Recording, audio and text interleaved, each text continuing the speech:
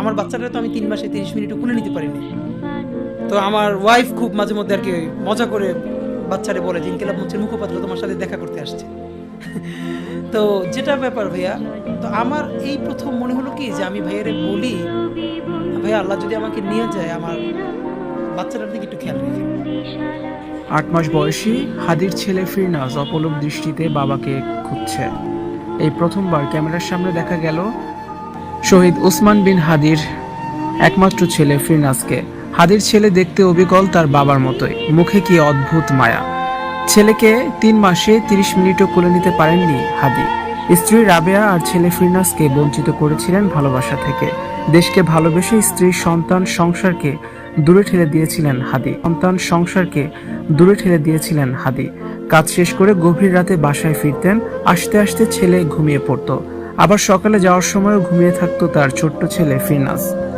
বাবার ভালোবাসা জুটলো না ছেলেটার ভাগ্যে।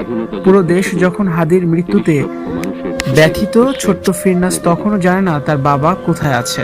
হাদির বড় বোন বলেন, ফিরনাজ ওর বাবার মৃত্যুর পর থেকে অনেকটাই বদলে গেছে। হয়তো আল্লাহ তাকে সেই বুঝ দিয়েছে। সে এখন কান্না করে, বাবাকে যেন খুঁজে ফেরে। মুখে বলতে পারে না, হাদির ছবি সামনে দিলে হেসে ওঠে বলে অঝরে কাঁদেন তিনি। এই ছেলেটার কি দোষ ছিল? সে এতটুকু বয়সে বাবার ভালোবাসা থেকে বঞ্চিত হলো। বাবা মানে কি, সে তো এটাই বোঝে না।